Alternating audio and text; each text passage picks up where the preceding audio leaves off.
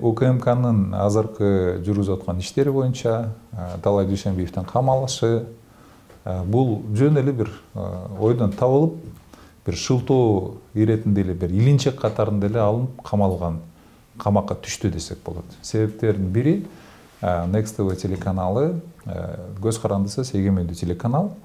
Ал телеканалдын өзүнүн берүүлөрүндө Current Time анан Азаттыктын берүүлөрү берилип турат. Ошол Current Time, Настоящее время, Deutsche Welle жана Азаттыктын берүүлөрүндө көбүнө эсе азыркы болуп аткан окуялар, Украина менен Россиянын ортосунда согушу, дал ошол маалыматтардын байма-бай берилиши, мен ойлойм, бул Кремлден келген бир коңгуроо болушу мүмкүн. Мен божомолумда. Онан ошол себептерден улам бул телеканалды башка бир шылтоолорду таап жабуу мүмкүн эмес эле. Анан бул жарыяланган, жана биз айтып атпайбызбы, Казакстандын УКМКнын мурдагы экс жетекчисинин божомолунда айтылган маалыматты Telegram каналга жайгаштырышкан, ал Facebookка да чыккан жок. Кыргызстанда интернет менен медианын айырмачылыгы эмнеде? Расмий медиа, теле, радио, гезиттер, алар ошол өздөрүнүн макаласын өздөрүнүн сайтына же теле радиосуна жайгаштырганда, мына ошол мыйзам бузуу болуп эсептелет да. Тагыраак эгерде биз азыр Компресстеги биздин маекти, мен өзүм социалдык ошол Компресстин социалдык баракчаларына жарыяласак, эгерде ошол маалыматты, такталбаган маалыматты жарыяласак, өзүбүздүн расмий социалдык баракчаларда, анда биз жоопкерчиликке тартылатын болуп калабыз. Жок, негизи ал такталбаган маалыматты силер перепечатка кылсаңар, мисалы үчүн Казакстанда айтылды, же Тажикстанда айтылды, мисалы үчүн кактустун мисалын ала турган болсок, алар перепечатка кылды да.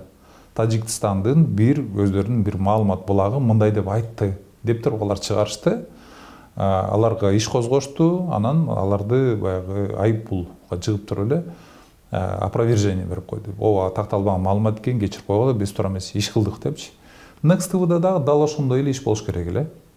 Маалымат такталбай калды, биз алдын ала кечирим сурайбыз, ооба, такталбаган маалымат Telegram каналыбызга чыгып калыптыр депчи. Ал Facebookка, Instagramга жана башка жакка чыккан эмес да негизи. Расмий телеканал эгерде анын эфиринде чыккан болсо, анда ал жооптуу болмок да. Ушундай жагынан алып карай турган болсок дагы. Телекке каршы бул медианы жабыш үчүн эле жасалган аракеттер деп билсек. Башкача айтканда, эгерде ушул эле такталбаган маалыматты ошол Казакстан КНБсынын мурунку төрагасынын айткан сөзүн телеканал өзү чыгара турган болсо, анда шылтоо болмок. Туура. Илинчек бар болчу анда. Ооба. Анан экинчи жагы. Телеканалдын жетекчиси эч убакта редакциялык политикага же редакциялык саясатка жооп бербейт. Эмнеге жооп берет?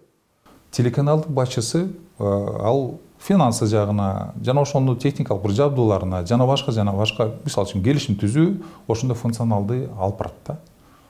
Негизги максаты чарба иштери. Чарба иштери.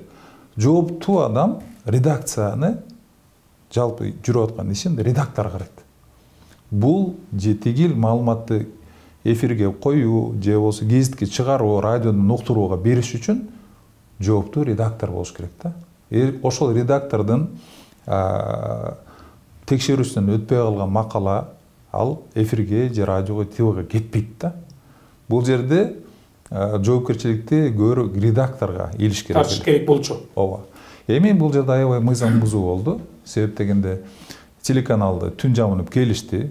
Баягы биздин сценарийлер окшош да. Түн жамынып келишти дагы жапты. Ичиндеги оборудованиялардын баарын чыгарып кетишти. И жетекчисин алып барып туруп, убактылуу 48 саатка камаган, анан кийин 2 ай камап койду.